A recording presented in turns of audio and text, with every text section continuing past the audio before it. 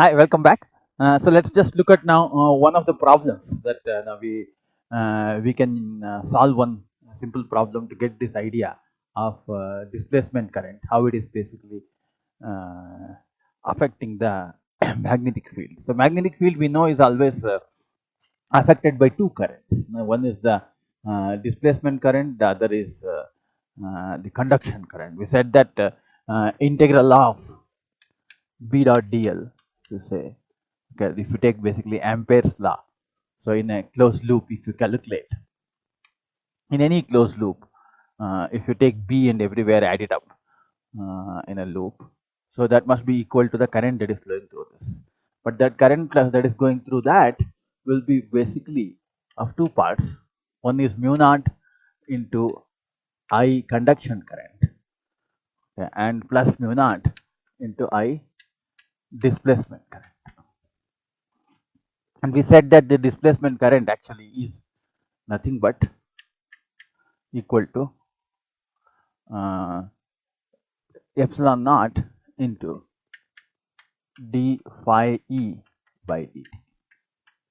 This is our displacement current. So phi e is nothing but the flux, electrical flux. Okay, the reason we use this phi e is because we also use phi for magnetic flux. So it might be a good idea to just write e there for electric flux. So you take electric flux change, rate of change of electric flux, a rate of change of electric field basically produces magnetic field, not just the current, not just the change in current. Okay, so that is basically what uh, we realize from this. And let's look at this question. This question says that there is a parallel plate capacitor with circular plates of radius 1 meter. Okay, so each one is a circular plate. There are two of them, one above the other. So I'm going to basically write it like this below this, two plates, one above the other, connected like this. Okay, and I think what I will do is I will actually write down the plates from the uh, side view. Okay, if you write it in the side view, it looks like basically a simple line. Okay. Like this. This is circular actually. Okay. So now these each one of them have radius of 1 meter. Radius is equal to 1 meter. Is connected for charging in series with the R of 1 mega ohm. So in series, you connect R, which is 1 mega ohm. Okay, and you connect it in series with a certain battery, okay, to charge. So now, what we are saying is that it's a 2-volt battery. Okay, calculate the magnetic field at a point halfway between the center and the periphery of the plates. Okay, now this is actually the center line of the plate. Okay, and if you go halfway, means this is full way is 1 meter, halfway is half meter. So at half meter distance from the center of the plate, we want to calculate what is the electric and what is the magnetic field. So they were asked for magnetic field. Okay, but will there be magnetic field or will it be only electric field? If you think about it, is there any change in current? No. So if you simply ask a question like this, then you can say that there will be no magnetic field here. There is only electric field, because only if there is a rate change in current, there is a magnetic field. But however, here you see the question is a little tricky because they are not talking about a steady state condition. In the meaning that it is already charged, that is a steady state condition. It is not in that condition. It is in a condition where you just switched on and uh, see t is equal to 10 to the power of minus 3 seconds.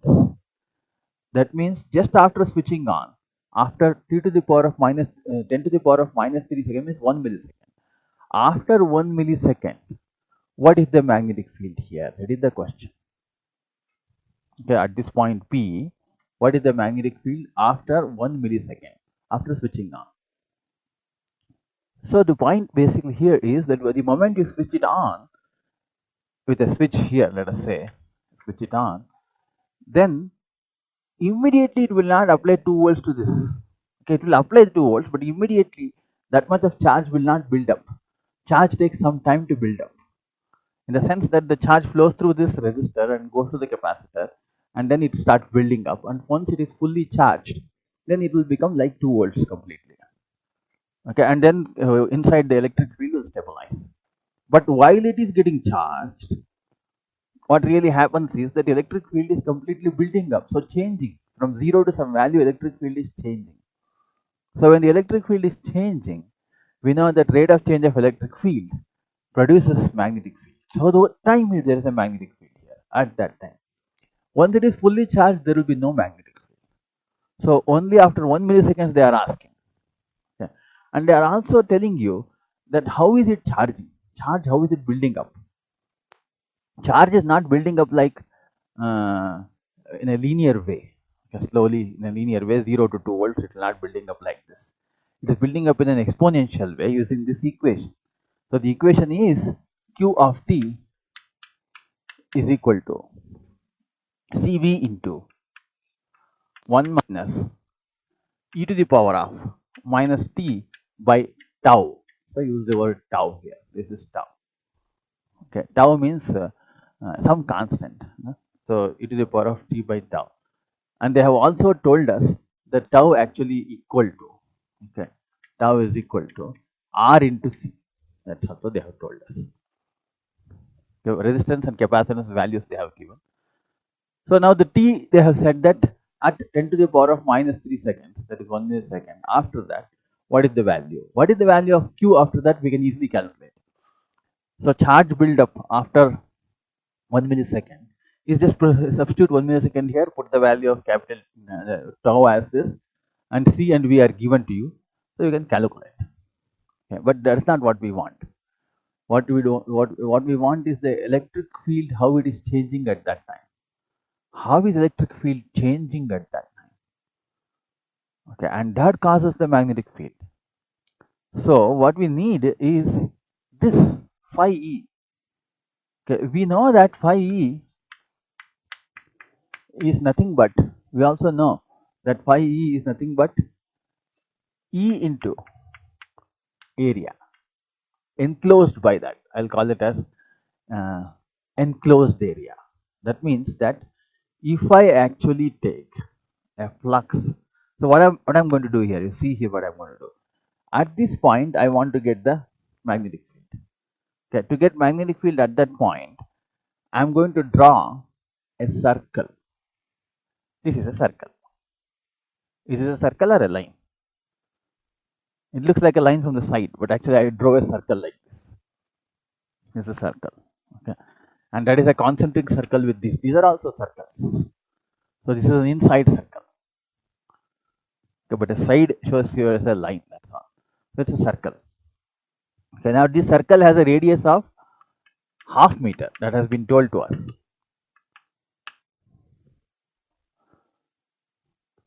Now you see that this circle, okay, whatever is the loop, that encompasses certain electric flux inside, and how that flux is changing will actually determine the electric field on the surface, on the periphery of the circle. If you have a circle, okay, and that circle, how electric field is inside the circle, inside that circle, all these area electric field will be there, and that electric field, how it is changing, rate of change of that electric field determines the displacement current, which is basically determining the B at this, around this magnetic field. Okay, so what should we do? We actually calculate that area. Okay, that is the enclosed area. So I'm going to basically write this as E into. So enclosed area is how much? Enclosed area is pi into R by 2 whole square. This is fully is R, this is R by 2. Pi R square, pi R by 2 whole square. And what is E? E is nothing but Okay, we know E, the parallel plate capacitor, what is the value of E at any point in time? E is nothing but Q divided by epsilon naught into A. So where Q is a function of time, okay, Q divided by epsilon naught into A. Okay, into pi r by 2. So what I will write it as, this A is nothing but, okay, so see this A. This A is the full A. The whole parallel plate, so that is nothing but pi r square. Okay, I'll write this as pi r square into pi r by 2 whole square. Right? So we can write this as, now r square can go. Okay, so 4 will remain. So we'll say q pi in pi also will go. Okay, q by 4 epsilon naught. Okay, and what is q? Q is this equation for us, which is nothing but Cv into 1 minus e to the power of minus t by tau. So for tau, I will write Rc. Okay, so now what we are going to do is, we are going to do phi e is here. We want to find out d phi e by dt. So what is d phi e by dt?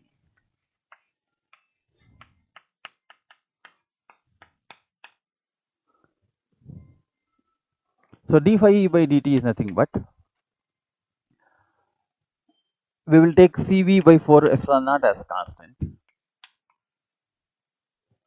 Okay, now this is nothing but e to the power of 1. If you differentiate, you will get 0. And if you get e to the power of minus t by rc when you differentiate, e power x is differentiated as e power x itself. Okay, e to the power of minus t by rc itself.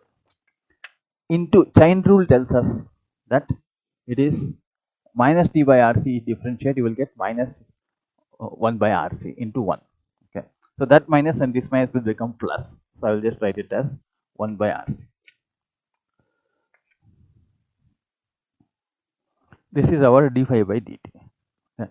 So I'm going to basically write this as c can get cancelled. So we will write it as v into e to the power of minus t by rc divided by 4 epsilon naught into r. This is our d phi by dt. Okay. Now what I'm going to do is, I'm going to now write down, we know d phi by dt. So we'll substitute d phi by dt into this and get id and put id here. Okay. So current through conduction is not there. So only through current through only, it's in the middle of this current is only through displacement current. Okay. So I'm going to basically write down here directly that part, integral of b dot dl is simply now equal to mu naught into id is epsilon naught into d phi e by dt. Because why are we doing this? We want to calculate b ultimately. Okay, so what is b dot dl? So if you take this circle, the whole dl is nothing but, if you integrate over the length of the circle, okay, that will be basically 2 pi into the radius of the circle. Okay, so 2 pi on all the points, the b is basically constant there. Okay, it's symmetrical and it is constant, and hence 2 pi r means r here is r by 2. So we can simply write this as b into 2 pi r by 2 directly. If you add all that up, it will become 2 pi r by 2. That's the perimeter circle. So will be equal to mu naught epsilon naught into, we will write this, v into e to the power of minus t by rc divided by 4 epsilon naught into capital R.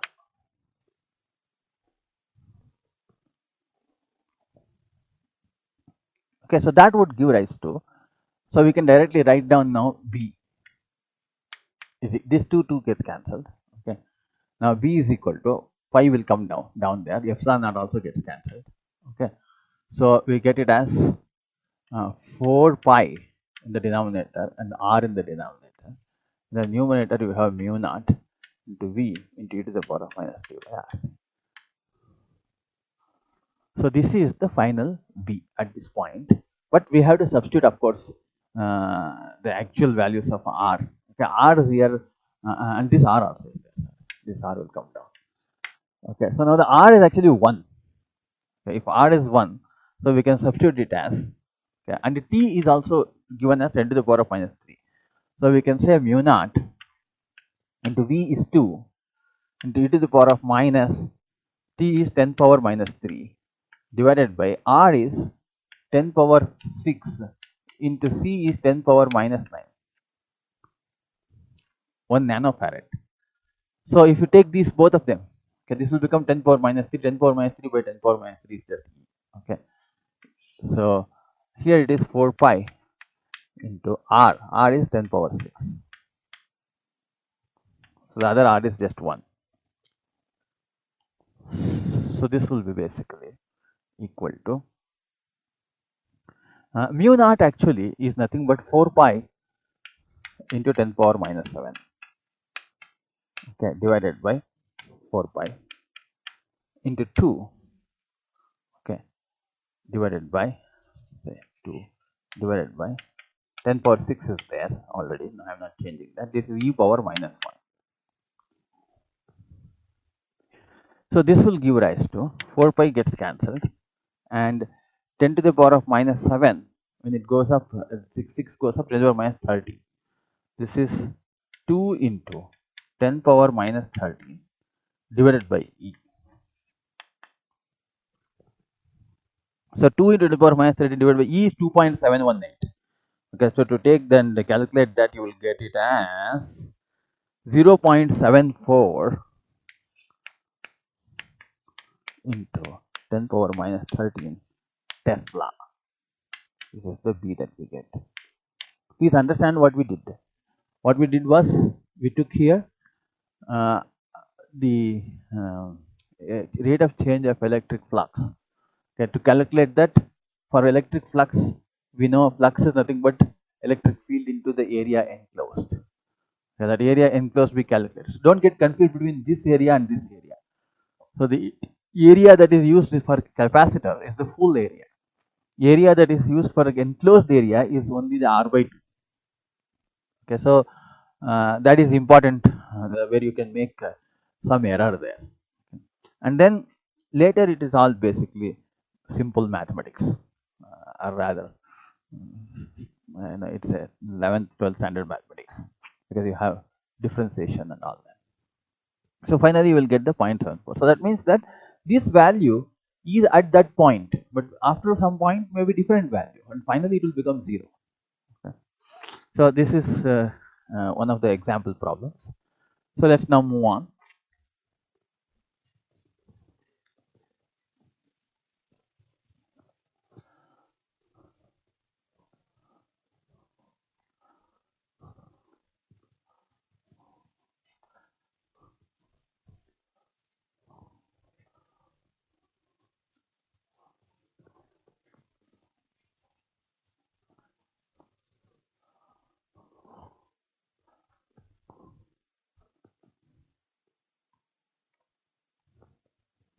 So after understanding the displacement current and having solved some problem on that, we can actually now look at what is electromagnetic waves and what are the sources of electromagnetic waves and what is the nature of electromagnetic. So we are going to discuss basically two parts: source of electromagnetic waves and nature of electromagnetic waves.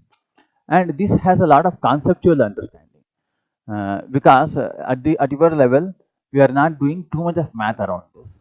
Okay, the derivations and all are not there in the scope. So we will mostly do conceptual understanding of electromagnetic waves and a few simple formulae we use to solve some problems. Okay, so first question is source of electromagnetic waves. Where do we see electromagnetic waves? Okay, so let's just look at a simple charge. This is one charge that I have. So whenever there is a charge, there is always an electric field around that. Okay. charge will have an electric field around that. If you see here, actually, this is the electric field due to a charge. Yeah. So, but this is a constant electric field. Now, the electric field is not moving at all. So, the electric field, if it moves or if it changes for any reason, the changing of electric field can happen either because it moves or because uh, the electric charge itself is changing. Okay. So then electric field, let us say it starts moving. The charge starts moving. The electric field at every point you can see that it will start moving. Now see, every point electric field is changing. Okay. So now such a movement of electric charge, we called it current in the case of in the conduction current. But if the current is not flowing, even then if the electric field is changing, that also can produce magnetic field. Either the current that is flowing here, okay, or the magnetic field that is electric field that is changing will actually produce what we call magnetic field. So we can say that moving charges are what we can say the charges that are creating electric field that is changing. Okay. The electric field, when it is changing, creates constant magnetic field. So constant see, look at this. What we are saying is that moving charges, I'll just write it. Moving charges produce magnetic field. Electric field change. Moving charges produce change in electric field. Change in electric field,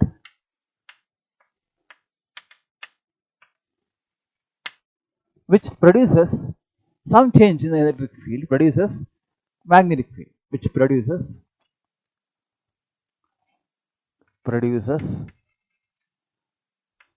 constant magnetic field.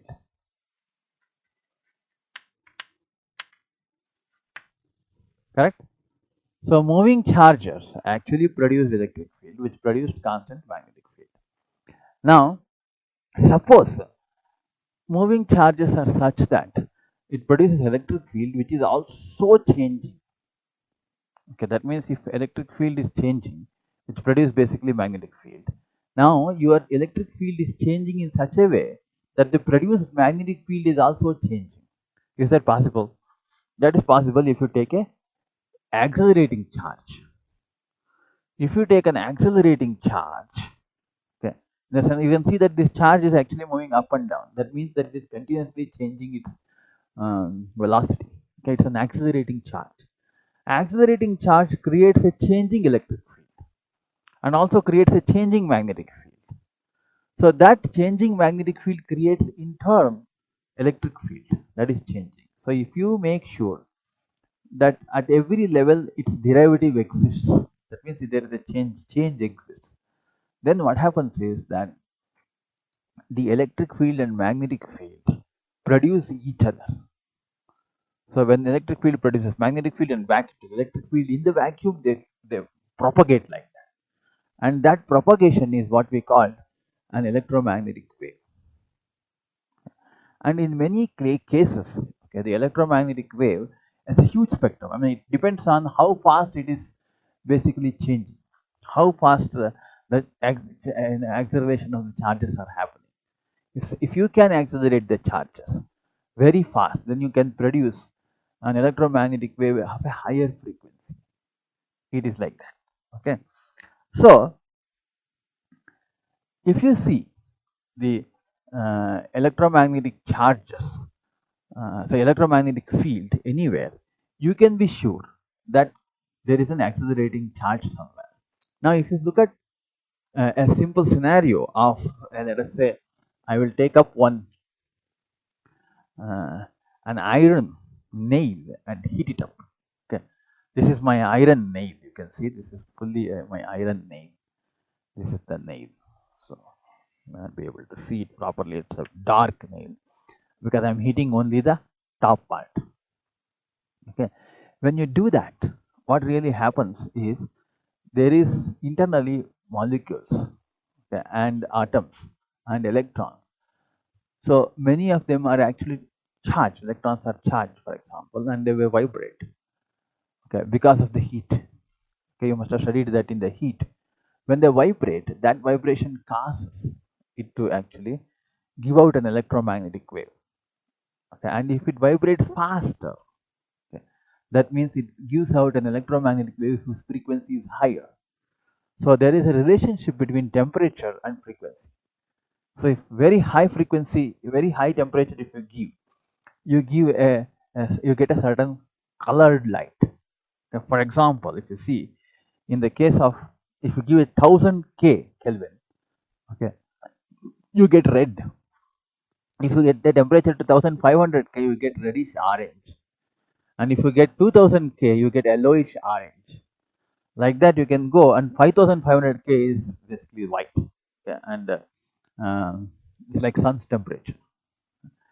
Now, if you see here very carefully, that since it is getting heated up at the top, and its heat is very high in this area, but it is slightly less in this area, hence this produces a red heart, whereas this produces a yellow heart, and finally the blue because of the very highly hot. Okay, so this we know. Okay, the temperature actually makes this vibrate and all that. But however, this question that electromagnetic waves are, is that as simple, or is our explanation right? This kind of a doubts were always there. Okay, so even though the Maxwell actually came out with all these equations, question however raised was this: if I am going to basically take one simple resistor, okay, and pass an AC through that, what does an AC do? AC will make sure that electrons go once this way, once this way, once this way, once this way. So if electrons are going in either direction, and changing the directions, and having that velocity changes, because there is an acceleration. So these are all accelerating charges, and these accelerating charges have to give out electromagnetic wave. So will they give out electromagnetic wave? That is the question. Now the problem was the electromagnetic wave when we talked about uh, our light actually. Okay, the light, any of these colored lights, let us say uh, it is a red light or anything, the frequency of them is basically very high. It's like in terahertz. Okay, they are generated because of the vibrations inside the earth. So now the thing is that the terahertz frequencies generation here is very high. How do you make an AC supply which is running at terahertz? The AC supply we are used to using dynamo, which is running at certain speed, and that if it goes 50 times a second, you will get 50 times there. But terahertz, so there are many methods which people have been able to generate some AC signals, which are like megahertz range, and megahertz is like 10 power 6, gigahertz is like 10 power 9, terahertz is like 10 power 12. So it's very hard. So people who attempted to do this are some of them. Like for example, we talk about mainly three people who worked on this area. Okay, electromagnetic waves in the practical aspects. That Hertz. Okay, the first guy is basically Henry Hertz. Okay, Hertz we use it for frequency. For frequency unit we use Hertz. So he worked a lot on basically trying to generate electromagnetic waves. Okay, using this kind of a oscillators, like generation of an AC at that level. And the one who really succeeded in doing that for the first time was Jagdish Chandra Bose, okay, Indian, who actually worked on generating so-called radio waves at certain frequencies, like a few megahertz frequencies he generated, and he even showed that it can be transmitted over kilometers of distance, and he was the pioneer of the space, so-called radio communication. And then the person who basically kind of made it a technology and made it very useful for communication was Marconi.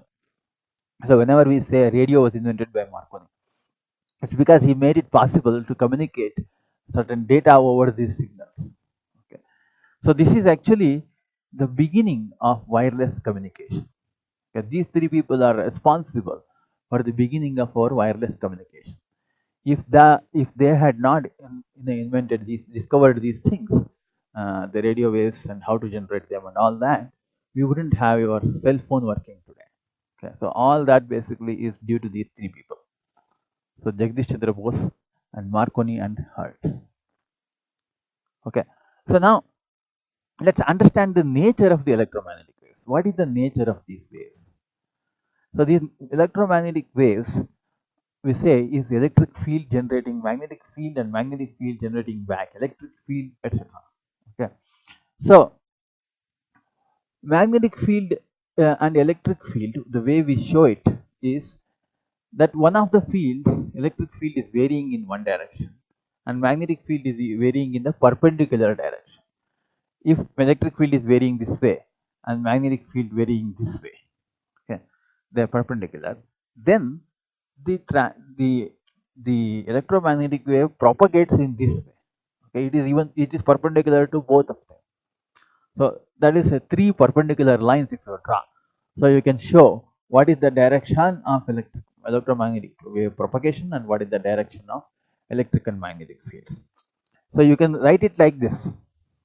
So we say that there is an xy plane here. This is x and this is y.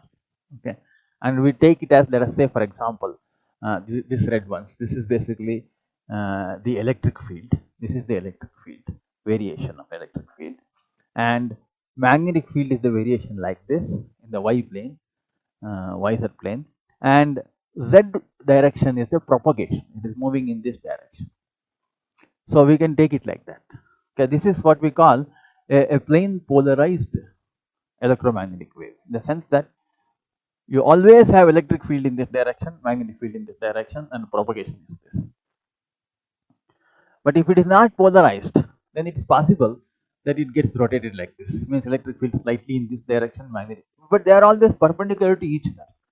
Electric field is always perpendicular to the magnetic field, but at various angles. Okay, that is possible. Now we are taking only one of them, which is a plane polarized one, where only one direction you have electric field, and perpendicular to that is the magnetic field, and it propagates in that direction. So we are going to basically write the electric field as a wave. So like how we have learned in the last year how to write an equation for a wave, we can write an equation for wave for electric field and magnetic field. So electric field is simply equal to Ex, we call. So why do we call Ex? Because it is in the x direction.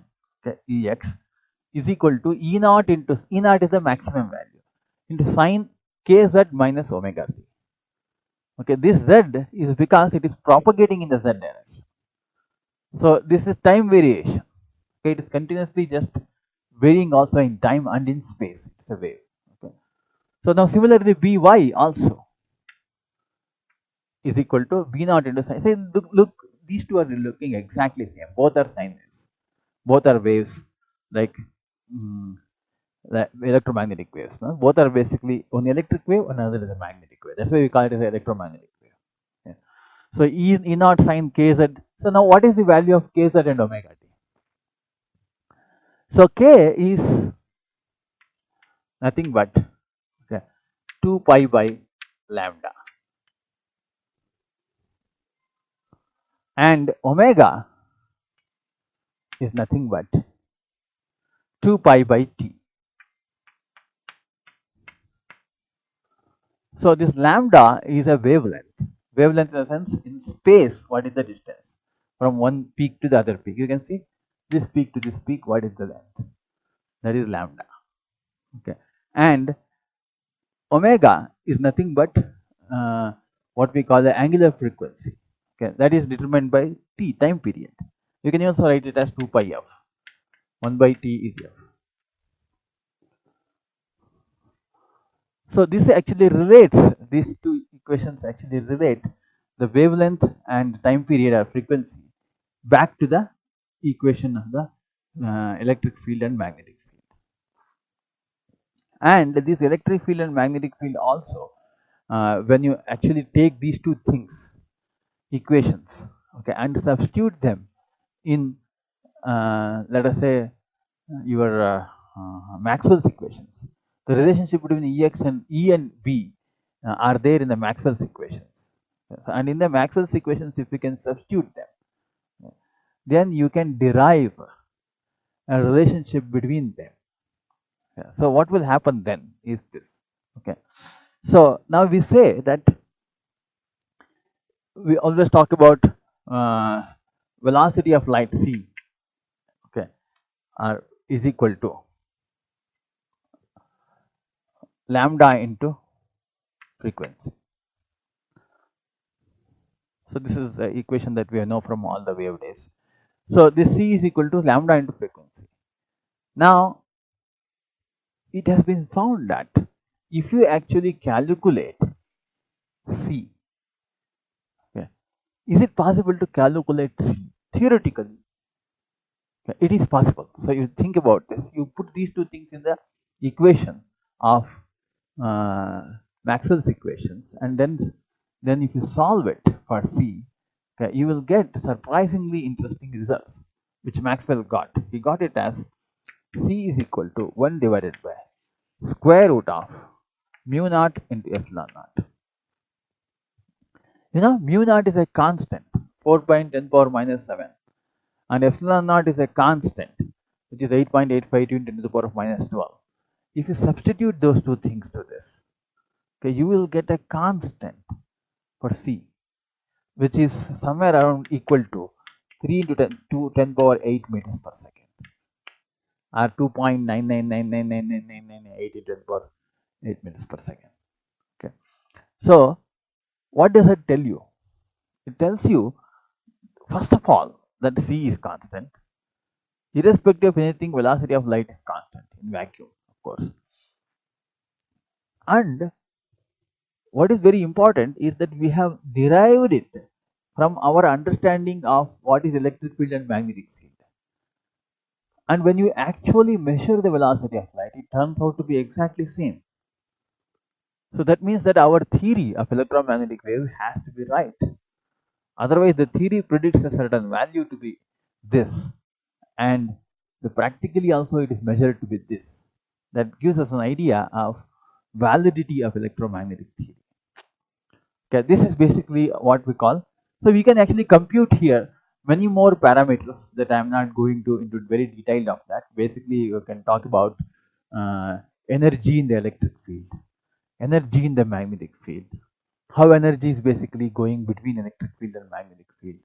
Many of these things can be done. Okay, this is the nature of our. So I am going to basically summarize all these things so that it all of there in the one place where you can look up. Okay, so I'm going to basically summarize the nature of electromagnetic waves, and during that time I will talk about some of the very interesting aspects of electromagnetic waves. So these are some important formulae for electromagnetic waves. So what are those important formulae? So we said that C is equal to lambda into F, okay, or lambda by T. Okay. We can also write it as, this is as 2 pi by lambda by 2 pi by T. We cannot write like this, we can write it the other way around, okay. 2 pi by T by 2 pi by lambda, because lambda, denominator has to come to the numerator. Correct? You can write it like that. So which is nothing but omega by K. So this is one equation that we can keep using for our calculations in the questions and all that. And you also have B naught is equal to, this is another relationship that you get when you work with Maxwell's equations. Basically, B naught is equal to E naught divided by C. So if you're B also, not just B naught, at any point also, B is equal to E by C. And C I have already told you, C is equal to 1 by square root of mu naught epsilon naught. These are some of the things that you need to remember, because they are going to be used. When we solve some problems, you will get more no, accustomed to these things. And magnetic, see, electrical energy density. So you can say what is energy, how is energy stored in electric field? So that can be calculated by epsilon naught into E square divided by 2, half epsilon naught E square. If you remember, actually, even in capacitors, we talked about energy stored in the capacitor, half CV square, like that. Okay. So here actually it is half epsilon naught E square. Okay. And then you can see that magnetic energy density is stored as B square by 2 mu naught. That means half into V square by mu naught. Okay. So these are the two energy equations. And then another very important thing happens is that the nature of electromagnetic wave is such that it carries energy and it carries momentum. So when a light can come and push you, that's what it has. It has. Though we say it doesn't have mass, but it carries momentum. So the relationship between momentum and energy of the light is given by this.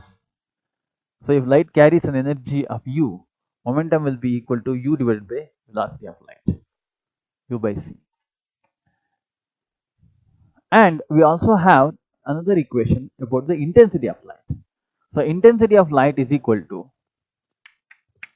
square root of epsilon naught by mu naught into ERMS square. It can be expressed in terms of B also. Okay. So these are some of the equations that we are going to utilize to figure out to do some problems in the electromagnetic waves. So what I would like to do is also talk a little bit about when you are asked in qualitatively about what are the features of electromagnetic waves. These are some of the features that you can even write in the exams also. Also remember, kind of summarize it in your head. So one of them is, first one, it is actually a self-sustaining oscillations of electric and magnetic field. That means once you start the oscillations between electric and magnetic field, going between electric and magnetic field, it keeps happening and goes at a speed of 3 lakh kilometers per second in vacuum also. That means that no material medium is involved in the variations of E and B, vibrations of E and B when they happen. Because we are used to mechanical waves where there is vibration, means some material has to move. In this case, nothing needs to move. So even in the vacuum, the variations of E and B, electric field and magnetic field, can happen. They will happen. And that is what is electromagnetic wave. It doesn't require any medium. And there is no ether. Earlier, they actually thought that you needed some kind of a medium. And for many years, for centuries, they actually thought there was some material called ether that is there in the vacuum. And that is responsible for taking the electromagnetic wave, making the electromagnetic wave go. And finally, the two scientists called Michelson and Marley, they worked on an experiment to show that there exists ether. And they finally proved that there doesn't exist any ether. So electromagnetic waves actually go in vacuum. There is no ether. Okay. And constant velocity in vacuum. It is always, electromagnetic waves are always at constant velocity in vacuum. They go at 3 lakhs kilometers per second or 3 × 10⁸ meters per second. So this is one of the most important. It is so constant that now they define actually length in terms of velocity of light. The time in terms of velocity of light, that has become so constant. Okay. And we already talked about, suppose if you have some material, if there is no material, we said this is a C is constant. If there is a material like glass, for example, electromagnetic wave can go through a glass, light can pass through glass. So what is the velocity? Their velocity cannot be actually equal to 3 × 10⁸. It is equal to some other value which is smaller than that. So we will say V is actually equal to 1 divided by square root of mu naught, mu and epsilon. So look at this. See, when we said that it is 1 by square root of mu naught epsilon naught. So the naught tells that it is in vacuum. So here we are not writing that. Okay. Mu is basically is the permeability of that particular medium, which is not same as vacuum. Epsilon is the permittivity of that particular medium, which is not same as vacuum. So for that medium, whatever values you have, if you substitute, you will get the velocity. And in fact, velocity also tells you the refractive index of the medium. Okay, with the ratios of the refractive index. So that you will get in the light. And all the properties of light are applicable to any electromagnetic wave. In fact, you take a radio wave, which actually goes for the phone, whatever wave you use, or FM radio, whatever wave that comes, even that wave goes through all the properties of electromagnetic, like dispersion, like what you call interference, like polarization, diffraction. All of these things happen on electromagnetic waves also. So hence, electromagnetic waves and light, they are same. Like that is the understanding that we get. And lastly, I think they carry energy and momentum. We talked about how they carry energy and momentum. So electromagnetic waves, how do they carry? How do you say that they carry energy or momentum? Okay, if you actually take an electromagnetic wave, that means electric field is varying. Suppose if you put a charge there, that charge will now move because of the electric field, and that tells us that it has the ability to make something move. So that is why it is having what we call an energy in it, or a momentum which will push it. So you can actually calculate that momentum. In fact, the light from sun, for example, what we are receiving, if it falls on our head, is actually pushing our hand.